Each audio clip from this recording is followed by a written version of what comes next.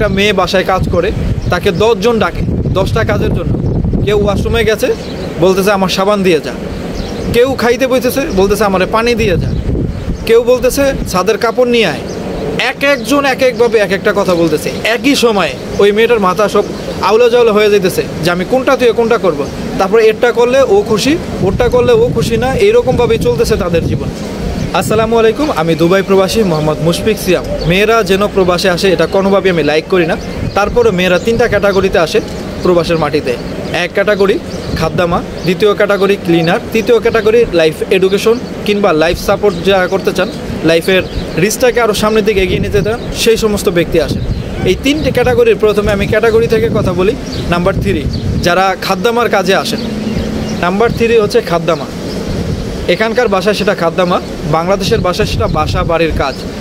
বাসা বাড়ির কাজে যে সমস্ত মেয়েরা আসে, যাদের কোনো এডুকেশন নাই, পড়াশোনার যোগ্যতা নাই, তারা কিন্তু বাসা বাড়ির কাজে আসে। এখন যাদের শিক্ষাগত যোগ্যতা নাই, আমার যে সমস্ত বোনেরা পড়াশোনা করতে পারেন নাই, তারা যদি বিদেশে আসেন, আপনারা বাসা বাড়ির কাজে দিবে। বাসা বাড়ির কাজ কতটুকু ভালো, আমার বাকি বোনেরা যারা ভিডিও দেখেন তারা কমেন্ট করেন। বাসা বাড়ির কাজে যারা আছেন প্রবাসে, তারা কেমন কষ্টে আছেন না সুখে আছেন, এটা কমেন্ট করেন। 95% মেয়ে কষ্টে আছে বাসা বাড়ির। আমরা এখানে দেখি তো 95% মেয়ে কষ্টে আছে। খাদ্দামা যাদেরকে বলা হয়, রমজান মাস আসলে তাদের ইফতারি থেকে আপনার তারাবি চলে যায় তাদের খাবার দাবার প্লেট ধুলাই করতে করতে। তাহলে সে কতটা সুখে আছে। এখন আমার যে সমস্ত বোনেরা আসবেন, তারা আগে চিন্তা ভাবনা করে আসবেন। বর্তমানে লোকজন কমই আসতেছে, আগে মেয়েরা বেশি আসতো, কিন্তু ওই যে জিনিস থেকে আসলে বেরিয়ে আসতে হবে আমাদের। নাম্বার 2 যাদের মিনিমাম যোগ্যতা আছে, এডুকেশন আছে, অর্থাৎ আপনি কোনো পড়াশোনা করতে পারেন কিংবা হালকা হালকা ইংরেজি বোঝেন, যারা এসএসসি লেভেল কমপ্লিট করছেন কিংবা ইন্টার লেভেল কমপ্লিট করছেন, সেই সমস্ত মেয়েরা কোন জায়গায় আসবেন? প্রথমত আসবেন হাউসকিপিংয়ে। হাউসকিপিং ছাড়া মেয়েদের বেশি কাজের জায়গা নাই। হাউসকিপিং কোনো কোম্পানির আন্ডারে, হসপিটাল ক্লিনিং কিংবা কোনো ক্লিনিং কোম্পানিতে, এই সমস্ত কোম্পানিতে আসলে হবে কি, আপনার একটা ডিসিপ্লিন থাকে, রুলস রেগুলেশন থাকে।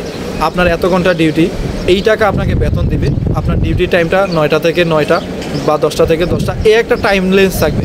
আপনাকে একটা রুম দেওয়া হবে, মাসিক একটা স্যালারি দেওয়া হবে, ঠিক আছে। খাওয়া দাওয়ার ব্যবস্থা আপনারটা আপনার নিজে করে নেবেন, তারা কিচেন দিবে, সেখানে রান্না করে নেবেন। এটা হচ্ছে মিনিমাম এডুকেশনের জায়গা থেকে এই কথাটা। এখন এইটাতে আসলে আপনার একটা ভালো হবে, কারণ একটা কোম্পানি আপনাকে বহন করবে, একটা রুলস রেগুলেশন থাকবে, কোম্পানির একটা সরকারি ডিসিপ্লিন আছে, সেই জায়গায় কোম্পানি চলবে। এখানে আপনার ক্ষতি হওয়ার চান্সটা কম। যদি এডুকেশন থাকে তাহলে এই জায়গাটায় আসেন। বিভিন্ন মল ক্লিনিং আছে, অফিস ক্লিনিং আছে, হসপিটাল ক্লিনিং আছে, ক্লিনিং কোম্পানিগুলো আছে, এখানে আসতে পারেন। এখানে আসলে আপনার জন্য বেটার হবে।